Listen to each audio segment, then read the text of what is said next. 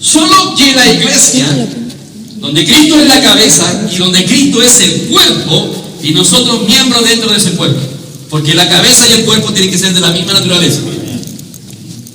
Como Dios nos impartió la vida divina, y entonces la iglesia, Cristo es la cabeza, Cristo es el cuerpo y nosotros miembros dentro del cuerpo, y nos impartió su vida divina para que seamos de la misma naturaleza. Bien, ahora, ese es el plan eterno de Dios, no hay otro. No se desvíe bajo ninguna circunstancia. O sea, todo lo que no apunte a esto, a que Dios está forjando en la vida del creyente. Y dije como iglesia donde terminará siendo la Nueva Jerusalén, ¿se acuerdan? Bien, la novia, como la esposa de Cristo, está siendo forjada también hasta que llegue a la plenitud para ser una novia limpia, sin mancha, ni arruga, ni cosa semejante, una novia preparada, donde está infundida de la expresión divina, de la parte divina, y luego Dios como hijo que nos engendra. O sea, tenemos las tres figuras, como hijo, como la novia y como el cuerpo de Cristo. Ahora, ¿cómo lo hacemos? ¿Cómo lo hace Dios? Porque todo esto es progresivo. O sea, si bien es cierto que somos la casa de Dios, si bien es cierto que somos la novia, si bien es cierto que somos los hijos, somos todavía en forma pequeña, estamos como en el inicio. Se está preparando. Por ejemplo, hay dos palabras que se usan para hijo. Yo no sé si lo voy a pronunciar bien, pero una es juio, gracias, y la otra es tecnos. Cuando usted lee la Biblia, como nosotros la leemos en el español, por ejemplo, lo voy a explicar. Cuando dice Dios ha puesto en nosotros el Espíritu con el cual clamamos a Padre, o sea, somos hijos de Dios. En ese texto dice la palabra tecno, que significa hijo en etapa inicial. Pero luego cuando dice todos los que son guiados por Dios, estos son hijos de Dios, usa la palabra huio que dice el pastor Alén, que significa hijo en etapa madura. O sea, en la Biblia cuando habla de hijos, unos son en etapa inicial y otros son en etapa madura, pero los dos son hijos. No es que alguno sea hijo, o más hijo, o menos hijo. Los dos son hijos. Ahora, esto es el plan eterno de Dios. O sea, ¿por qué yo, Juan Carlos Sepúlveda, y usted trabaja en la iglesia? Usted trabaja para la edificación del cuerpo de Cristo. No hay otra razón. O sea, usted no puede trabajar para ninguna otra cosa. Por eso predicamos el Evangelio. Pero luego tenemos que edificar a los creyentes para que ellos vayan madurando. Si no maduran, si en 5 minutos se convirtiera todo el mundo, soluciona el problema del hombre, pero no el de Dios, porque la iglesia estaría infante, inmadura todavía. O sea, la iglesia tiene que ser edificada. Bien, me voy a tirar inmediatamente para ir poniendo. Yo añadí anoche esta parte que dice llevar una vida dependiente. El árbol de la vida y el árbol de la ciencia del bien y del mal, el árbol de la ciencia del bien y del mal que el hombre comió, significa que el hombre ahora tiene un conocimiento de lo que es bueno y de lo que es malo. Cuando el hombre come de ese árbol, el hombre se volvió independiente, porque tiene conocimiento, no necesita preguntarle a Dios. Y aquí voy a hablar algo que no me malinterpreto, porque no estoy hablando en contra de esto. Aún el llamado conocimiento bíblico a nosotros nos puede volver independientes de Dios. Y basta que una persona vaya al instituto bíblico, un pastor sea graduado, ya no quiere recibirle al otro porque dice, ¿qué me viene a enseñar este si yo soy un graduado del instituto bíblico? No saben ellos lo que están perdiendo, porque la palabra de Dios es una comida. Y les voy a decir la diferencia. Cada vez que usted va a una universidad, cada vez que usted se gradúa de algo, usted se vuelve independiente. Si usted toma la Biblia como conocimiento, usted se independiza de Dios y se independiza de los demás cristianos, porque usted ya sabe. ¿Quién me viene a enseñar a mí ahora? Por ejemplo, mi hijo está presente aquí. De repente llega mi hijo y me dice, papá, te quiero compartir una palabra rica. Y yo hablo en mi espíritu y empiezo a recibir. Si yo le digo a él, ¿qué puedes tú compartirme a mí que yo no sepa? A veces cuando viajamos con el pastor Alén me dice, háblame. Lleva 61 años de ministerio, 62 años de ministerio. Son pocas las personas que saben tanto como el pastor Alén. Y él me dice, háblame. Yo soy su hijo espiritual y él me dice, háblame. Y él se pone como un alumno a escucharme. ¿Por qué? Porque no se alimenta por la mente. La persona se alimenta por el espíritu.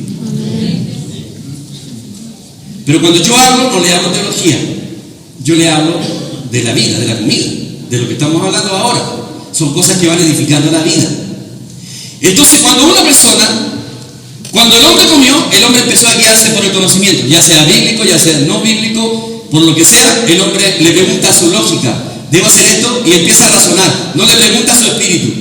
Por ejemplo, yo entiendo todo lo que es la economía divina o el plan del propósito divino eterno. Si usted me pregunta, ¿lo sabe? Yo lo sé, lo manejo, si llevo muchos años predicando. Yo no necesitaba ese bosquejo, hacerlo, en realidad no lo necesitaba. Solo lo hice para que haya un orden y para que usted tenga un respaldo, pero yo no lo necesitaba. Pero, ¿cuál es mi peligro? De guiarme por el conocimiento, por lo que yo sé. Entonces yo le decía, Señor, ¿qué quieres que añada? Que no hable nada que no quieres que hable, que no ponga de lo mío. Solamente que sea lo tuyo, aunque sea bíblico, que sea algo netamente que el Espíritu quiere que yo ministre. Pero los hombres empezaron a guiarse por el conocimiento y el hombre cayó. De hecho, hermano, cuando Jesucristo vino a la tierra, bueno, lo voy a mencionar enseguida. Cuando Dios llamó a Abraham representa a todos los llamados por Dios. Él le dijo, sal de tu casa, de tu tierra y tu parentela, a la tierra que te mostraré. ¿Y por qué no le dijo cuál? No le dijo dónde. No hay en la Biblia algo que diga, te voy a dar un mapa. No le dio ni un mapa. No le dio nada. ¿Y por qué? Porque todos los hombres se guiaban por el conocimiento. Y Abraham, desde ese día en adelante, como todos nosotros los llamados, tenemos que todos los días preguntarle al Señor, ¿qué quieres que haga hoy, Señor? Aleluya, ¿qué quieres que haga? Nos guiamos por el Espíritu. No por la letra, no por el conocimiento. Entonces, aleluya, gracias Señor. Amén. Llamamos al Señor Jesús. Amén. Cuando el hombre se guía por el conocimiento, por la letra, el hombre está comiendo muerte, aunque sea bíblico. Por eso tomamos la Biblia como comida. En una ocasión estaba Moisés delante del Señor. Y el Señor le dijo, y empezó a hablar al Señor con Moisés. Y Moisés, el Señor lo estaba comisionando para que fuera. Acuérdense que ahí tenía 80 años Moisés. Cuando Moisés quería salvar al pueblo de Israel tenía 40 años. Moisés escribió el Salmo 90. Si no me equivoco, el verso 12 o 10 dice que Moisés dijo que los hombres vivían hasta 70 años y lo más robusto hasta 80. O sea, cuando Dios llamó a Moisés, él pensaba que se iba a morir. Porque ya tenía 80 años. Él mismo escribió el Salmo. Y entonces, él tiene 85, 87, dice el pastor. Amén. Le queda, está pasado ya, usted está jugando los descuentos ya.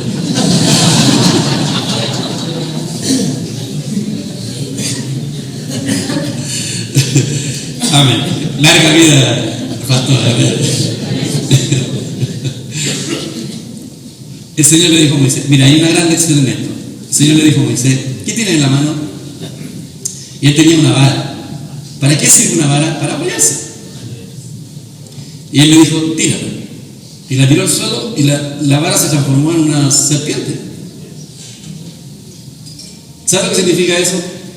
Todas las cosas en las cuales yo me apoyo, que no sea en Cristo, el diablo está escondido detrás de ella.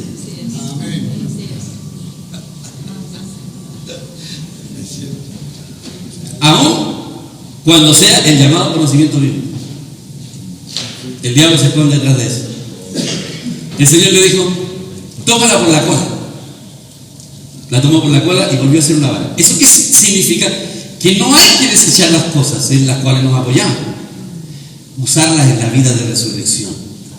O sea, el conocimiento bíblico usted no tiene que desecharlo, pero ahora usarlo en el espíritu, en la vida de resurrección. Después le dijo, mete la mano en tu saco. La metió, sácala, leprosa. Todo lo que hay en ti es lepra. Mete la mano. La metió y la sacó. Eres limpio por la palabra hablada de Dios. Aleluya. Aleluya. Gracias, Señor. Amén. Ahora,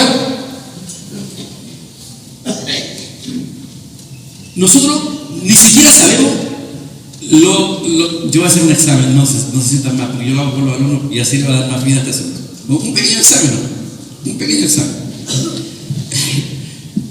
¿Cuál es el mejor? Ese examen es para saber si nosotros andamos por el conocimiento o no. No se pongan nerviosos. ¿Cuál es el mejor versículo que usted considera para evangelizar a la persona?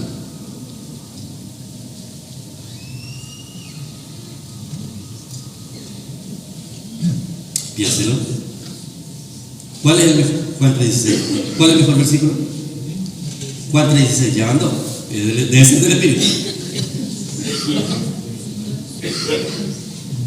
Venid luego y estemos a cuenta. ¿Qué piensas tú de verdad? Miren, yo hice eso porque todos estamos en la misma condición. Eso es guiarse por el conocimiento. ¿Cuál es el mejor versículo para evangelizar? El que yo comí y disfruté hoy día. Por ejemplo, un hermano, un día leyendo la Biblia, Dios le puso atención en un versículo que dice, y Judas se ahorcó. Y fue tan impactante para él. Se fue donde el otro y le dijo, ¿sabes tú por qué Judas se ahorcó? Y él dijo, no lo sé, porque no vio luz y porque no vio esperanza.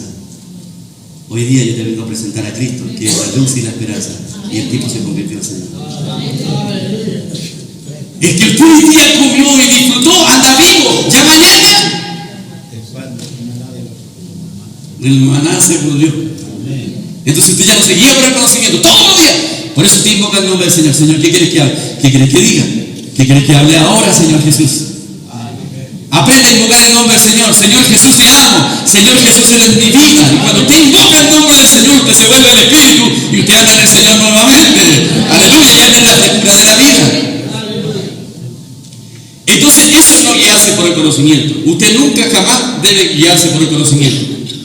Jesús le dijo a los fariseos, Juan 8:43, ¿por qué no entendéis mi lenguaje? ¿Por qué no podéis escuchar mi palabra? Porque estaban llenos de doctrina.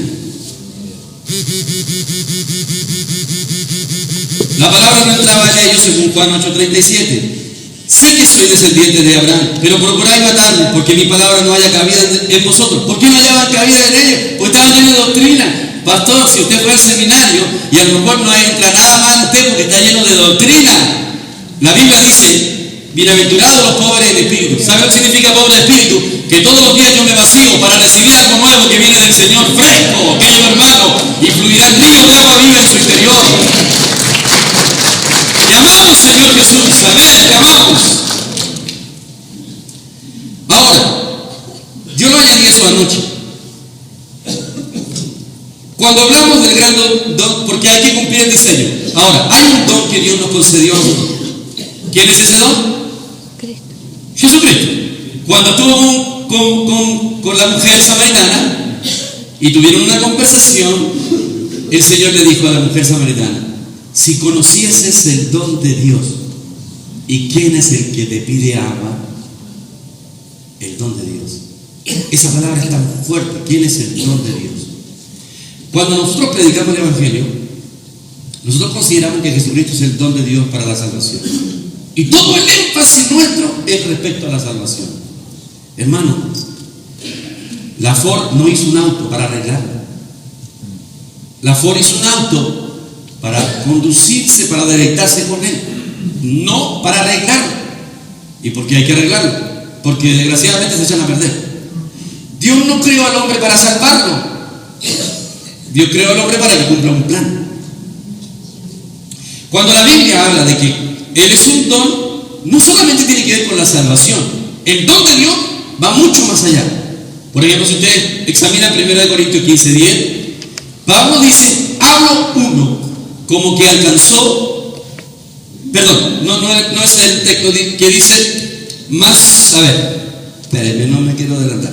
Pero por la gracia de Dios. Él dice que ha trabajado más que todos,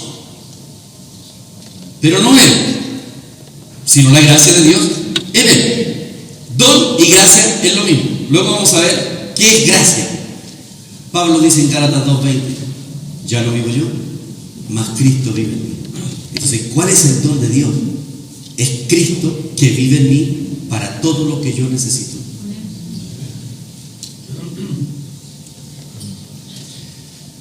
Por lo tanto, para poder vivir una vida, yo tengo que tomar a Cristo como mi don, como mi todo. Cristo es mi todo. Cristo es todo lo que yo necesito. No es el conocimiento, es la persona de Jesucristo. Él ya la puso en mi interior, pero yo debo vivirla ahora y debo experimentarla. A veces los hermanos me dicen, pastor, ore por mí para que Dios me dé paciencia con mi marido. Yo digo, no, Dios no parcha a nadie.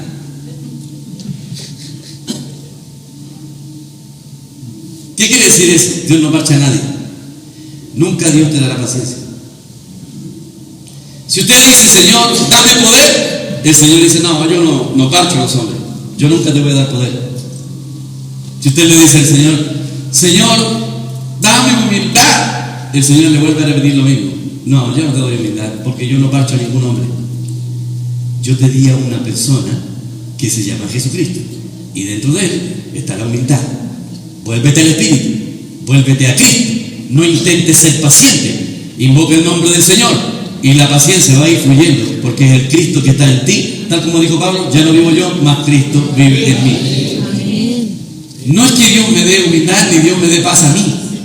Es más, a veces llega un hermano y dice, pastor, un vecino tuvo un accidente y les pasó una desgracia. Vamos a poner que falleció un familiar. Oremos por esa familia para que Dios les dé paz. No, yo no voy a orar por ellos para que Dios les dé paz. Nunca Dios le va a dar paz a una persona. ¿Y qué necesitan? Al Cristo, que es paz. Amén. Dios no parcha a los seres humanos, ni siquiera parcha a los cristianos. Entonces la meta de Dios siempre es volverse al Cristo que vive en nosotros. Siempre es volvernos a Cristo. Por eso la invocación del nombre del Señor. Por eso cuando hablamos de Cristo, miren, aún los defectos que tenemos nosotros son tan importantes para el Señor. Uno le gustaría, Señor, quítame esto. Porque ¿quién de nosotros no tiene defecto? ¿Quién de nosotros no tiene problema con el enojo? Ayer mismo nada más, ahí por una pequeña cuestión, ya estábamos discutiendo con mi esposa. Me estoy exponiendo. Y el Juanca dijo, mi hijo, no me vaya a pelear aquí para mi hermano. No diga usted que no discute con su esposa. Y usted dice, Señor, quítame esto. Quítame esto. Pablo hizo lo mismo. Pablo fue y le dijo, Señor, y le rogó 3 veces al Señor, quítame este aguijón. Nadie sabe qué era el aguijón de Pablo. Nadie sabe. Algunos dicen que era una enfermedad de los ojos, puede ser. Otros dicen que eran las constantes persecuciones. Y otros dicen que era depresión. Cualquiera de estas cosas podría ser.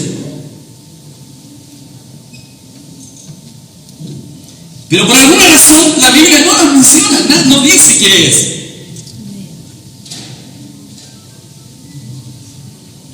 Y le oró al Señor y le dijo, Señor, quítame este hijo. ¿Cómo es posible? Vamos a suponer que era depresivo, porque Pablo era muy emocional. Lea 2 de Corintios. Con grandes lágrimas, mire cuánto les escribo. Sería capaz de dar mi vida por amor a mi pueblo, Israel. Maldecido yo por causa de Israel. A veces estoy en desespero, decía Pablo. ¿Usted cree que Pablo todo el tiempo andaba así como...? Porque a nosotros se nos imagina que la vida espiritual de un creyente es una persona que anda como un ángel.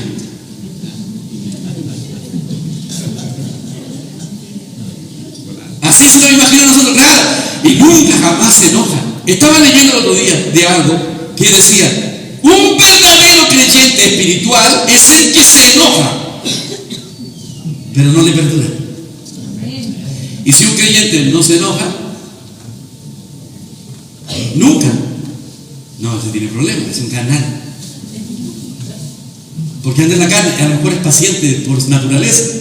El tipo se puede estar cayendo en el mundo y él sigue ahí, pero no porque sea espiritual. Pero tampoco un creyente permanece por mucho tiempo, o sea, una persona que permanece por mucho tiempo enojado es espiritual. O sea, el creyente espiritual puede enojarse muchas veces en el día, pero se vuelve rápido. Porque es un hombre, Dios no quiere que dejemos el sabor de hombre. Dios no quiere ángeles. ¿Y cómo lo sabemos? Porque cuando Pablo fue a hablar al Señor, dijo: Señor, quítame este licor.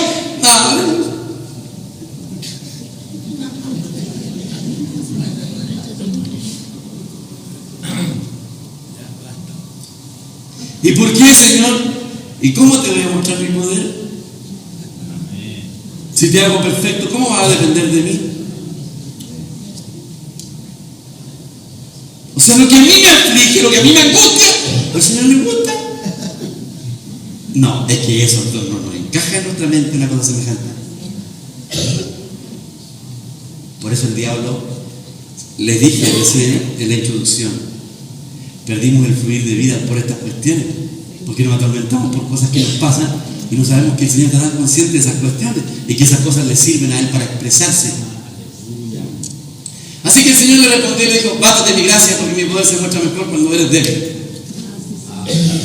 Pero antes de eso, Él escribió y dijo: el que tenemos el tesoro en un vaso de barro. ¿Cuál es el vaso de barro? Mi humanidad, con todas mis debilidades. ¿Y cuál es el tesoro? Es el Cristo que está en mí. Pero para que se pueda manifestar el tesoro, primero el barro. Así que de repente llega a la casa lleno del Espíritu Santo, tu esposa no está nada lleno del Espíritu, que está ocupado con las cosas haciendo aseo, y usted trata de hablarle, y usted trata de decir: ya deja de hablar tanto espiritual, porque yo miro lo que estoy haciendo, estoy cocinando, estoy atendiendo a los niños, estoy haciendo esto y todo. Y uno, en ese momento, como que pierde la espiritualidad.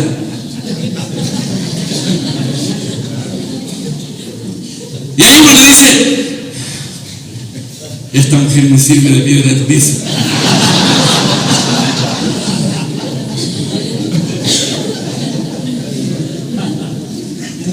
Y usted llora y después dice: Señor, mírame. Pero usted va y se vuelve. ¿Sabes qué más, Rusia? Perdón.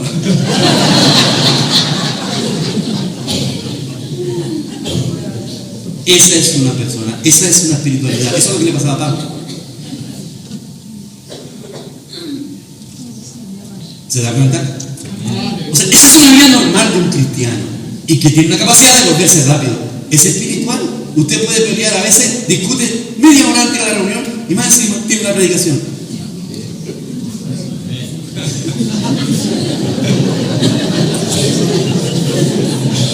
¿Cuánto dice la verdad?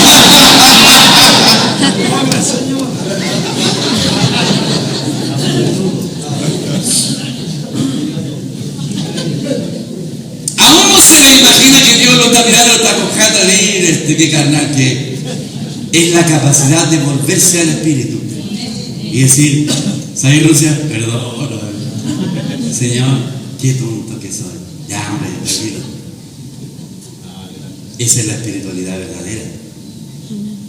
No el ser cara espiritual, pose espiritual, expresión espiritual. Después llegamos ahí y la esposa nos está mirando de atrás, así como está mirando de la mía. Y yo me paro aquí: hermanos, aleluya. Y atrás la esposa. Todo esto por lo que me han contado.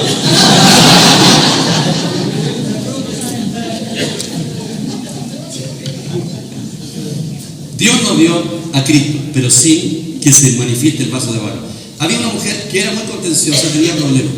Cada vez que discutía con una hermana se iba y se encerraba en su casa, tenía una oficinita y empezaba a escribir una carta en contra de la hermana. Mientras la estaba escribiendo, ella comenzaba a llorar y se arrepentía. Tomaba la hoja, la arrugaba y la tiraba ahí. Esa es la espiritualidad del creyente.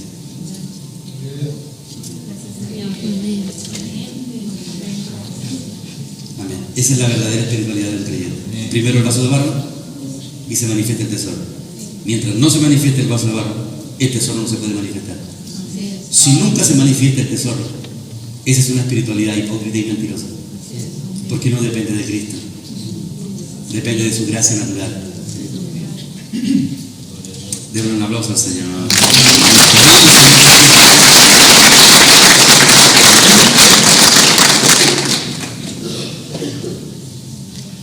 Pablo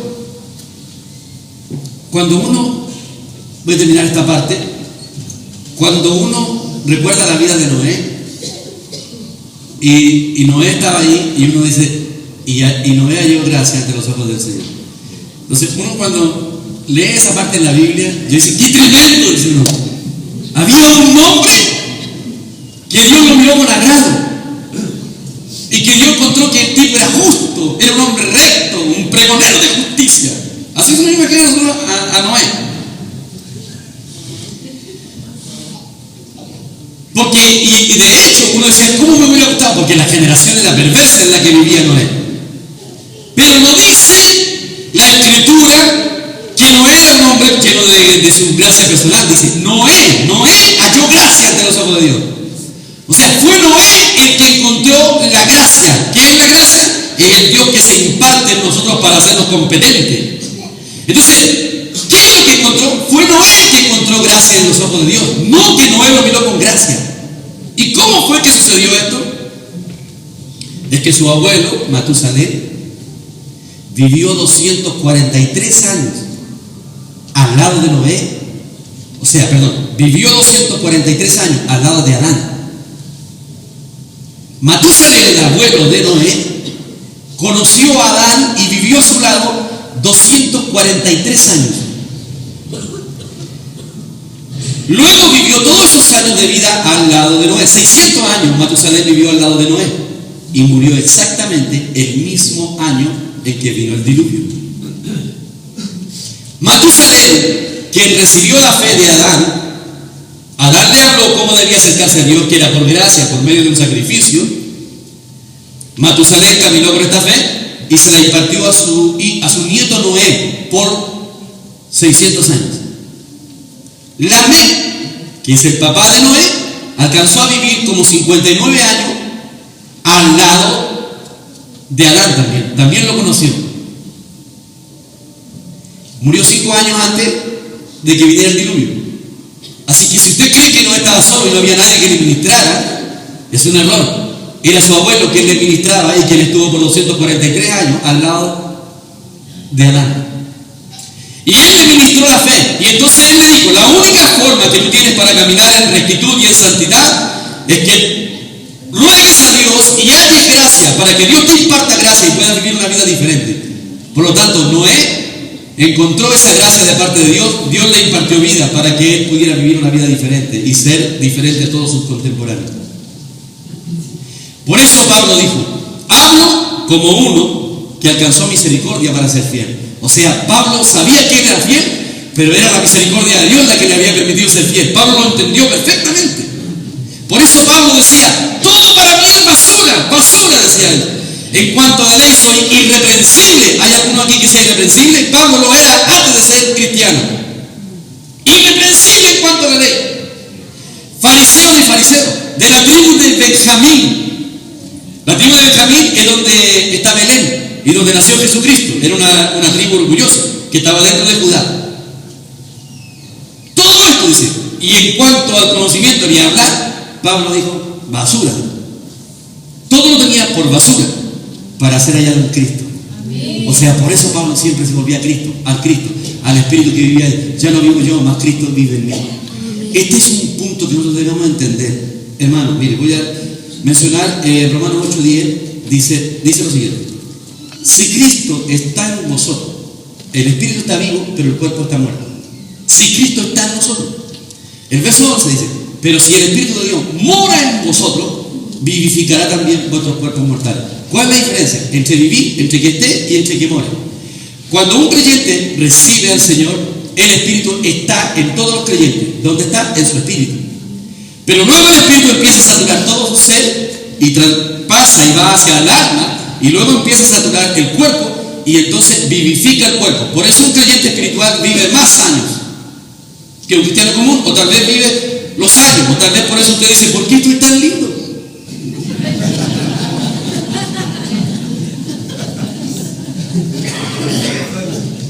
Humildemente. Porque cuando el Espíritu traspasa, o sea, quiere decir que el Espíritu empieza a saturar nuestra alma y luego afecta a nuestro cuerpo, el Espíritu vivifica nuestra nuestro cuerpo. Pero si solamente está en mí, quiere decir que soy salvo, soy creyente, pero no he permitido que el Espíritu siga creciendo, porque no me he vuelto al Espíritu. Tengo que volverme al Espíritu, al Cristo que vive en mi interior, al Espíritu Santo que Dios puso dentro de nuestro ser. Por eso debemos depender de Él. Esta es la forma correcta de hacerlo.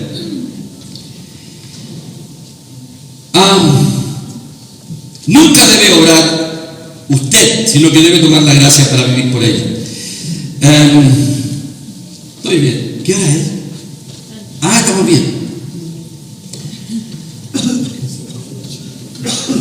¿Está casado? Yo tampoco. ¿Cuántas veces de nuestro púlpito? No me malinterprete porque tiene que esperar que termine lo que digo. ¿Cuántas veces de nuestro púlpito instamos principalmente a nuestros jóvenes a vivir en santidad? No digo que sea equivocado, pero voy a explicar un error. ¿Cuántas veces decimos a los hermanos, pastor, yo a veces voy a congresos o he estado escuchando, cuando los jóvenes van, yo sé lo que te predicaron, yo sé lo que te predicaron. Joven, tienes que vivir en santidad. No seas pollo sino águila. Casi en todos los congresos les dicen lo mismo. ¡Sal de la mediocridad! Bien. Primero, la espiritualidad no es individual, sino corporativa. Depende del cuerpo. Nunca debemos predicar la espiritualidad individual, sino corporativa. Ese es el gran error de la iglesia. Por eso el Señor dijo, bueno, lo voy a explicar enseguida. La espiritualidad, si bien es cierto que tiene que haber una consagración individual, pero la espiritualidad es corporativa, es del cuerpo. Así que, si yo lo insto a usted a hacer un águila individual, eso es un cáncer para el cuerpo de Cristo. Por lo tanto, dentro de la iglesia, Dios está llevando toda una iglesia. Bueno, lo vamos a mencionar enseguida. Pero cuando yo llamo a los jóvenes a la santidad, lo primero que se viene a la mente, lo cual no es errado, no es cerrado, no estoy diciendo que sea errado, estoy diciendo a la persona que debe buscar consagración, y está bien. Pero aún cuando busca consagración, algo sucede en el camino, que no estoy viviendo en santidad. Y le voy a explicar la razón. Si no me equivoco, Apocalipsis 15:8 o 15:4 dice: ¿quién no te temerá, oh Señor, y glorificará tu nombre? Pues solo tú eres santo. Debemos entender que solo Dios es santo. Los ángeles no son santos, son justos, rectos, puros, sin mancha, todo lo que quiera, pero no santos. Y le voy a explicar por qué. Pero la Biblia llama a los cristianos, según Efesios 4, a ser santos. Nos llama a ser santos. De hecho, en el Antiguo Testamento dice: sed santos porque yo soy santo. Yo sé, ¿quién se le viene a la mente a uno? Portarse bien, ¿o no? Eso me viene a la mente, portarnos bien. Pero cuando luego encontramos en Apocalipsis 15:4 que dice que solo Dios es santo, nos damos cuenta de una cosa: la santidad es un asunto de naturaleza, no de comportamiento. ¿Y por qué nos llama a ser santos? Porque nos impartió su naturaleza. ¿Cuán santo soy? Más tengo de Cristo, soy más santo. Usted puede que se porte bien y Dios dice este y este, porque su santidad no es de mi naturaleza. Mientras más Cristo se infunde en mí, más santo soy yo. ¿Y sabe cuál es la diferencia? Enorme, porque uno tiene un gozo y una gratitud tremenda, porque su santidad es porque disfruto su persona. Y cuando soy santo sin Cristo, me vuelvo un fariseo hipócrita, juzgando a medio mundo y condenando a todo el mundo. Y por eso en la iglesia no hay unidad, porque cada hermano en pecado lo hacemos peor. Y en cambio, el que entiende que la santidad es un asunto de naturaleza, es verdad que nos apartamos, por supuesto que sí. Es verdad, tal como decía el pastor Hugo, tenemos que dejar ciertas cosas que no corresponden. Yo no estoy diciendo en contra de eso. Pero tenemos que entender que la naturaleza, la santidad es más allá que eso. Es un asunto de naturaleza. Puede que usted sea un hombre recto, íntegro, pero no permitió que Cristo creciera en su vida, sino que todo es una cuestión ética. Tal como Pablo decía, él era irreprensible en cuanto a la ley, pero era ético, no era Cristo. Por eso él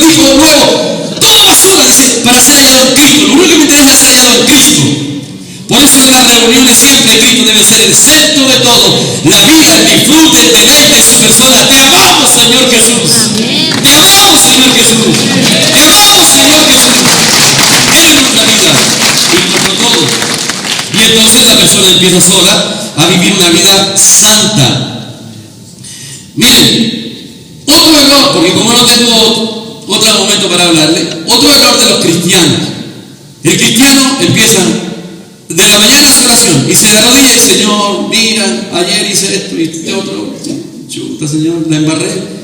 Y mira cuántos defectos, cuántas debilidades, si los pastores supieran lo que pasa por mi mente, Señor, y lo que había anoche en la tele, Señor, no pude resistirlo, al final lo pagué, pero bueno, Señor, ayúdame.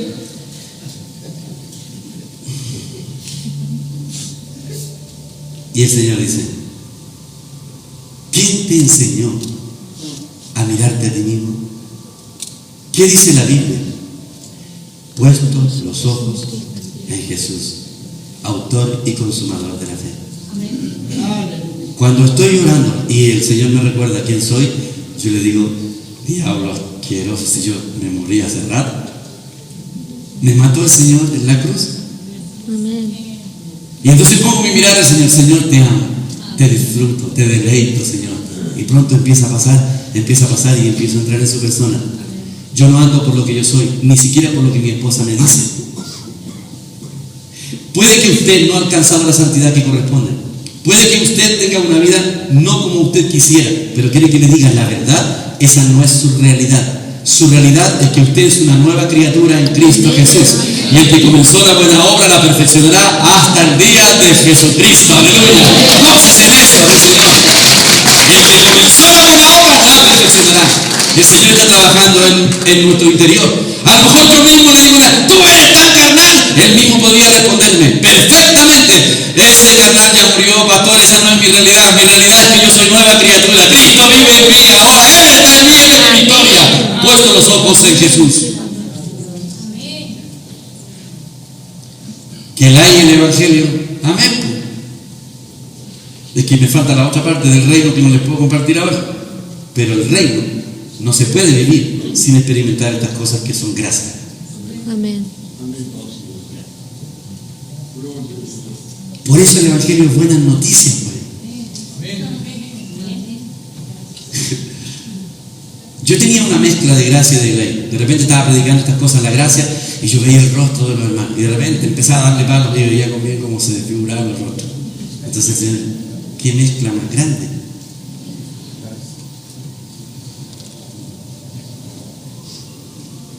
Miren, yo lo que le voy a decir, a lo mejor te lo va a encontrar una locura. Ya, aquí hay miembros de Chacabuco en este momento. Yo nunca predico del diezmo. Se convierten, se bautizan y empiezan a diezmar solo. Yo cometo otro error más. Yo les digo que el diezmo no es una obligación. El diezmo se da por amor. ¿Sabe lo que les pasa a los hermanos? Se les llena el ojo de lágrimas, de gozo. Y le digo, el diezmo es una acción de amor, aunque yo lo entrego, es un acto de adoración. Y es lo primero. En los discipulados cuando le he enseñado eso. ¿Y qué hacen los hermanos? Empiezan a diezmar. Porque todo debe ser una respuesta de amor. Bueno, nos volvemos a Cristo. Ahora, en el aspecto práctico, yo voy a hablar hasta lo que pueda, como les voy a entregar el bosquejo, ¿cómo se edifica la iglesia? Porque la iglesia tiene que ser edificada, viviendo según el diseño. Estamos edificando la morada, estamos edificando a la novia y estamos haciendo que los hijos crezcan. ¿Cómo se edifica la iglesia? Bíblicamente, querido hermano, a ver, voy a leer algunas cosas que tengo ahí para no...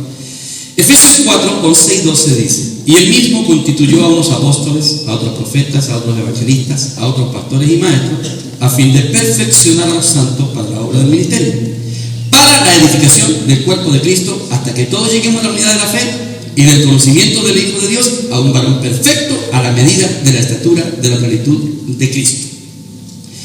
El verso 15 y 16 dice: sino que siguiendo la verdad en amor, crezcamos en todo que es la cabeza. Esto es Cristo, de quien todo el cuerpo bien concertado y unido entre sí por todas las coyunturas que se ayudan mutuamente, según la actividad propia de cada miembro, recibe su crecimiento para ir edificándose en amor.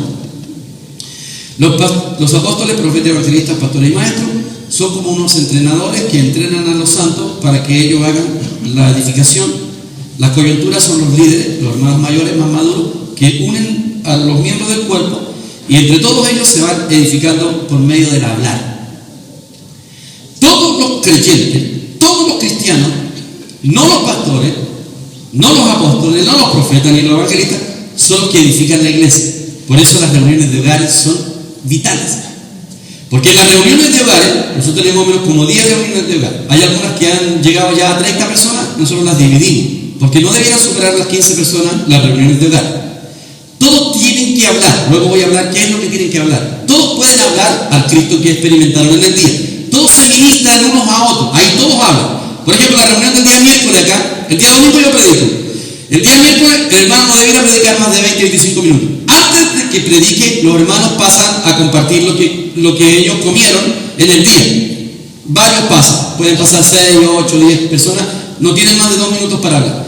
Después de la predicación, el predicador viene y entonces los hermanos van a rumiar lo que a ellos les impactó de la palabra.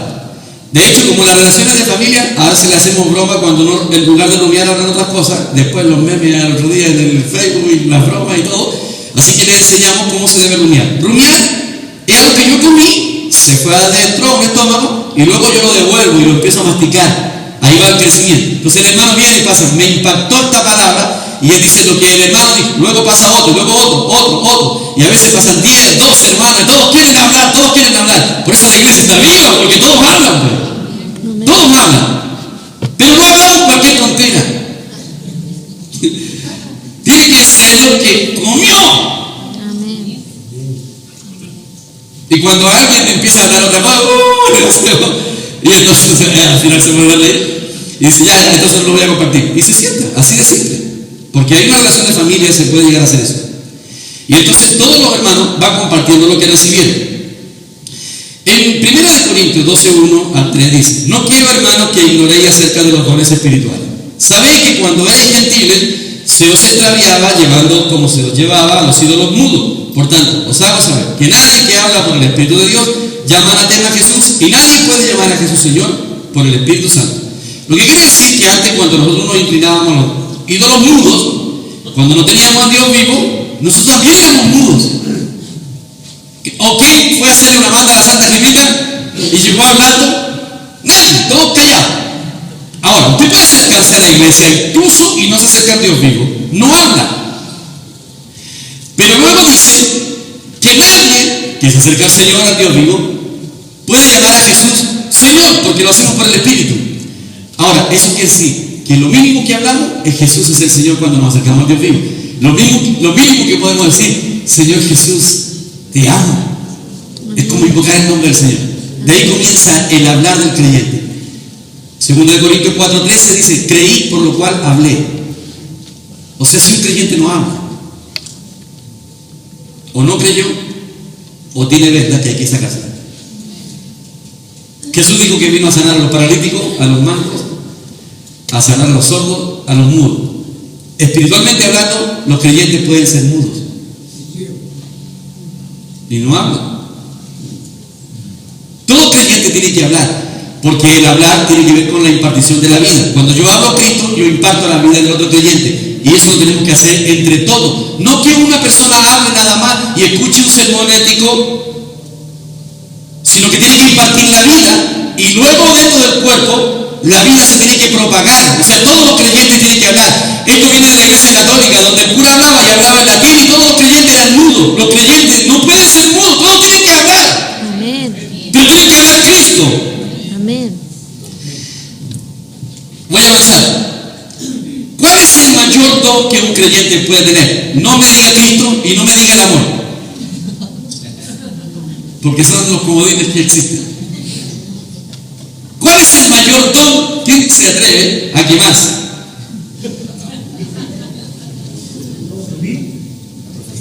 Ya. Eso es el mejor don posible. Oye, Dios mío, este está muy discipulado. Él dijo la profecía, y se lo voy a comprobar bíblicamente. El mayor don que un creyente puede tener, y que todos a la vez lo tienen, porque dice que todos reparten los dones, y a lo menos tenemos uno. Pues a lo menos cada cristiano tiene un don. 1 Corintios 14:1 al 3 dice: seguid el amor y procurad los dones espirituales, pero sobre todo que profetizáis. Porque el que habla en lengua no habla a los hombres, sino a Dios, pues nadie le entiende, aunque por el Espíritu habla misterio. Pero el que profetiza habla a los hombres con 3 elementos: para edificación, exhortación y consolación. Así que aquí no está hablando de la profecía que entrega algo futuro, que también es válida. La profecía que está hablando aquí es la impartición de la vida, que lleva 3 elementos: edificación, o sea, que imparte y edifica al creyente; exhortación, que lo estimula a seguir al Señor; y consolación, o sea, todo el hablar del creyente debe hablar de esos 3 elementos, y todos podemos edificar, exhortar y consolar. Si usted pensaba que el don de hacer milagros, resucitar muertos era el mayor don, no, hermano, porque puede que sea muy beneficioso que una persona resucite, pero necesariamente no imparte vida. Pero el hablar al creyente en Cristo es lo que edifica la vida.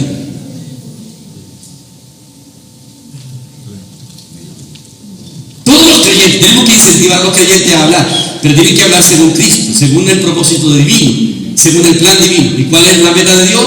Impartirse en el creyente y a llevarlo a crecer, a crecer, a crecer, hasta que todos lleguemos a la unidad de la fe, a un varón perfecto. Entonces, nosotros nos desviamos, el diablo nos desvía con doctrina. Miren, Jesús le dijo a los fariseos: escudriñen las escrituras. ¿A ustedes les parece que en ella está la vida eterna?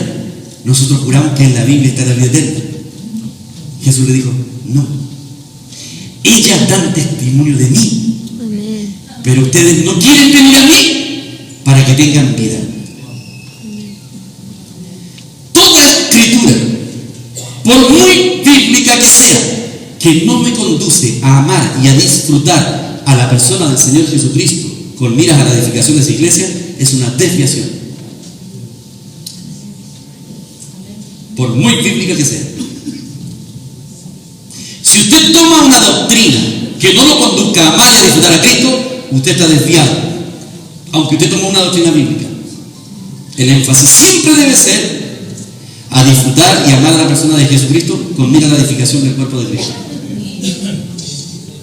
Porque la vida está en Jesucristo. Amén. Voy a el último punto, cuando en Éxodo 23:15 dice que nosotros no debemos venir al Señor con las manos vacías. En la fiesta de los panes sin levadura guardarás 7 días, comerás los panes sin levadura, como yo te mandé en el tiempo del mes de Abib, porque en él saliste de Egipto y ninguno se presentará delante de mí con las manos vacías. Este texto es muy bueno cuando rebusquemos ofrenda. ¿Ah? Así se usa. Nada que ver. Nada que ver. Todas las ofrendas del Antiguo Testamento, que eran 5, eran una figura de la experiencia que nosotros tenemos de Cristo. Las ofrendas eran 5. A ver si me acuerdo. Una era el holocausto, la ofrenda de flor de harina, la ofrenda de paz, la ofrenda por el pecado y la ofrenda de la transgresión. Parecen ser igual las últimas dos, pero no son iguales. Todos los días usted puede experimentar o las 5, o puede experimentar una o 2. Y cuando usted experimenta ese Cristo, usted llega a la reunión donde todos se comparten y usted comparte en 2 o 3 minutos esa experiencia que tuvo de Cristo y usted la da como comida a los demás hermanos. Si usted no hace eso, usted se presenta al Señor con las manos vacías. Por eso dice que nadie debe presentar. Las voy a mencionar así rápidamente porque ya se les empieza a cansar la mente. Cristo como nuestro holocausto. No importa si usted es un caballero o un ladrón, si no es para Dios, da lo mismo. Ahora que somos salvos, somos para Dios, pero no absolutamente a medida que nos vamos entregando a la muerte, vamos siendo para Dios. ¿Podría usted decir que todo lo que dice y hace es para Dios? Creo que ninguno de nosotros podemos decir tal cosa. Aun cuando usted ayune, no necesariamente sea para Dios, sino sea para usted, para conseguir una pega, para que el Señor le cambie el marido.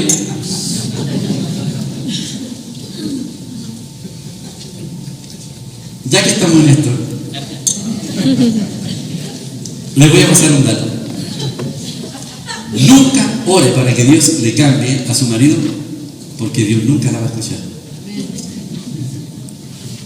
Usted no puede poner a trabajar al Señor para su favor, porque usted le dice: Señor, ¿por qué no lo cambié a mi marido? Me tiraste aquí. Y el Señor dice: ¿y qué no te gusta de tu marido? Todo. ¿Y para qué quieres que lo cambie? Para que tú seas más feliz, para que tú vivas mejor. ¿Y qué tal tu entrega a mí? A veces la gente llega a consejería y dice: tengo problemas con mi esposo. ¿Y qué quieres? ¿Que el Señor haga algo? ¿Para qué? Le digo yo. ¿Para qué? Para que viva mejor, pero no viene a las reuniones. Te gusta tener un buen matrimonio, pero no más Cristo. Entonces el Señor no le arregla el marido. El Señor mira y dice: no te lo voy a cambiar porque me gusta, dice el Señor, así como está. No te lo pienso cambiar. Y entonces, ¿qué debo hacer? El Señor dice: ahora ven y disfrútame. Y mientras disfrutamos al Señor, de repente, cuando ya estamos tan disfrutando al Señor, que nos da lo mismo si cambia o no cambia. Pero curiosamente, cuando ya no nos da lo mismo, el Señor lo empieza a cambiar. Porque la meta de Dios es que aprendamos a disfrutar al Señor. Hermano, ese es el momento difícil. Porque otro asunto que nosotros decimos: pasamos a quedarle, hermano, he tenido una semana más o menos días buenos y días malos. Hermano, no existe eso. No existen los días malos para los hijos de Dios. Existen los días difíciles, que la Biblia llama valles. Y los valles son los que nos llevan a crecer en vida. Amén. El Hijo de Dios tiene un problema. El Hijo de Dios está sentenciado a ser bendecido. Usted no tiene ningún otro camino que no sea la bendición. Si usted va detrás de la prosperidad económica, usted es tonto, perdón. ¿Por qué?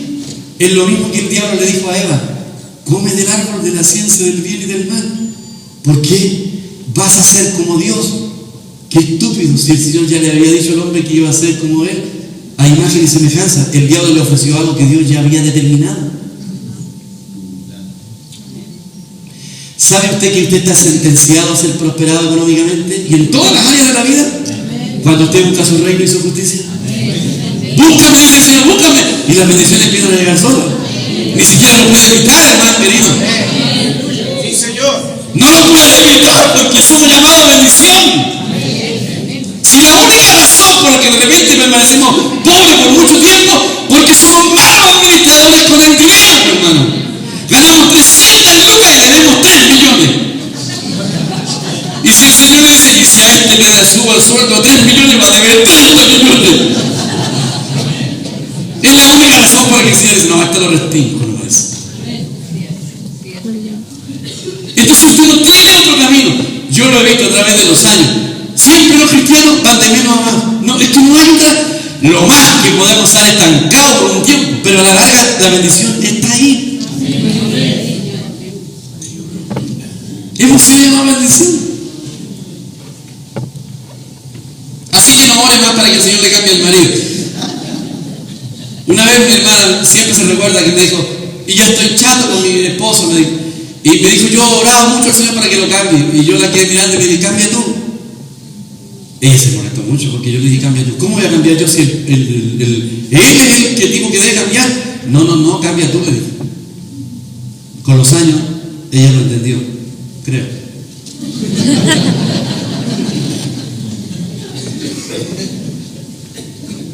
Hermano, sé honesto, ¿cuántos años ha orado para que cambie su cónyuge? ¿Ha pasado algo? Ya.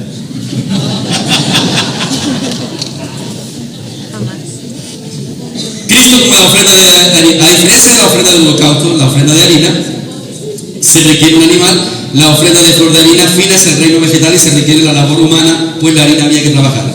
Esta harina era mezclada con el aceite, que es una figura del Espíritu Santo. Se refiere al vivir humano, el Señor Jesús, que siempre tuvo un vivir exacto, fino y tierno. O sea, esa ofrenda es una mezcla del Espíritu Santo con nuestra humanidad para poder vivir en el Espíritu con una medida exacta, porque nosotros siempre le ponemos demasiado de un lado o de otro, le ponemos de la parte humana. Bueno, cuando experimentamos a Cristo exacto y hacemos las cosas como Él quiere, nosotros tenemos la experiencia con el Señor. Voy a añadir rápidamente: la ofrenda de paz está edificada sobre las columnas y sobre el holocausto y la ofrenda de harina. Estas dos ofrendas son la base de la ofrenda de paz. Mientras más experimentamos la ofrenda del holocausto, que es una vida entregada a la muerte, no buscando nuestros intereses personales, sino intereses por lo suyo, y experimentar la ofrenda de harina, que es experimentar la humanidad de Cristo viviendo por su vida, más paz experimentamos en Cristo. La ofrenda de paz denota gozo y fiesta. Necesitamos en las reuniones comer de estas ofrendas delante de Dios y los hermanos. Cuando experimentamos gozo a pesar de lo que estamos viviendo, porque ya hemos muerto a la cruz y hemos experimentado la ofrenda de flor de harina, tenemos una paz y un gozo indescriptible, porque no son las cosas externas las que nos afectan. Hace 2 años atrás teníamos un lema que era Cristo nuestra verdadera fiesta, pero ninguno de los mensajes aludieron a la fiesta, porque hay muy poco conocimiento. ¿Qué significa disfrutar a Cristo como una fiesta? Cristo debe ser todos los días una verdadera fiesta. Todos los días, hermano. Por eso insistimos ahora con esto. Necesitamos experimentar al Señor así. Necesitamos la sangre del Señor para experimentar la paz, aplicarla. Bueno, Cristo como ofrenda por el pecado. Debemos darnos cuenta que nosotros no solo somos pecaminosos, sino somos pecado. Todo lo que hacemos es pecaminoso. Erramos en todo. No hacemos nada bien de nosotros mismos, ni somos tan maravillosos como pensamos. Romanos 7:15 dice: porque lo que hago no lo entiendo, pues no hago lo que quiero, sino lo que aborrezco, eso hago. Muchas veces tomamos la decisión de no criticar a nadie, pero después de 1 hora lo estamos haciendo. Usted dice: hoy visitaría a tal hermano, pero no caeré en murmuración. Le dura menos que un candy, no, eso no está aquí. Tomamos Romanos 7:17. De manera que no soy yo quien hace aquello, sino el pecado que mora en mí. Cristo no derramó su sangre por el pecado. Cristo derramó su sangre por los pecados. Cristo murió por el pecado, porque el pecado es la naturaleza pecaminosa y Dios la clavó en la cruz. Y la sangre nos limpia de todos los pecados, que son las acciones. Esto quiere decir que usted puede hacer algo hoy día que le puede parecer maravilloso, pero después de un tiempo usted recibe y se da cuenta, recibe luz que fue horrible. Esa es la ofrenda por el pecado. No le queda más que pedir perdón a Dios y tomar a Cristo como nuestra ofrenda por el pecado, y usted la trae. Hermano, pensé que esto era maravilloso, pero he experimentado a Cristo como la ofrenda por el pecado y me di cuenta que lo que hice, aunque parece sublime ante los ojos de los hombres, era pecado. Y usted lo comparte con los hermanos, y los hermanos reciben y se gozan con ellos. Y por último, hermano, Cristo como ofrenda por las transgresiones. Pareciera que es igual como la ofrenda por el pecado, pero la verdad es que no es igual. Una naturaleza, todos somos pecados, y antes de conocer al Señor todos los hombres son pecados, pero algunos se comportan como asesinos, ladrones, borrachos, adúlteros, y otros todo lo contrario. Puede que el otro, el último, sea todo un caballero, buena conducta, amable, buen esposo, honesto, generoso, pero también tiene la naturaleza pecaminosa del otro que acabamos de mencionar. Ante los ojos de Dios es más importante lo que somos que lo que hacemos. Así que aunque el segundo hombre mencionado parece ser todo un ejemplo, para Dios es tan abominable como el primero, pues lo que Dios aborrece es su naturaleza, no sus acciones. Por eso a Pablo no le importaba la conducta, le importaba permanecer en Cristo. Amén. A Pablo no le importaba portarse bien. Lo que a Pablo le importaba es que si ese portarse bien procedía de Cristo o de su naturaleza humana. En la Escritura dice en Mateo 5, 23 y 24: por tanto, si traes tu ofrenda al altar y allí te acuerdas que tu hermano tiene algo contra ti, deja tu ofrenda delante del altar, anda, reconcíliate primero con tu hermano y entonces ven y presenta tu ofrenda. Esta es la ofrenda por la transgresión. Luego, lo que experimentamos a Cristo como la ofrenda por las transgresiones, traemos esta ofrenda al altar del Señor. En resumen, el plan eterno de Dios es este: que Dios en la eternidad decidió que el hombre llegara a ser su expresión corporativa en el universo y reine en su lugar. Actualmente todos los hombres, la iglesia, somos sacerdotes y reyes. Amén. En la eternidad solo quedaremos como reyes. Ya no se necesitará el sacerdocio, pero seremos reyes y reinaremos en el universo, incluyendo a los ángeles, en el lugar de Dios. Más bien, Dios reinará en nosotros. Amén. O sea, tenemos un destino más o menos. Amén. Si usted sale a la afuera y le dice a la gente, yo soy un hijo de Dios, soy un rey, lo van a quedar mirando y le van a decir, vaya para acá, mijito, usted está bien. ¿Por qué? Porque aún no hemos sido glorificados. Pero cuando llegue la manifestación de los hijos de Dios, todo el universo glorificará a Dios por la obra maestra que somos nosotros. Amén. Que el Señor nos bendiga.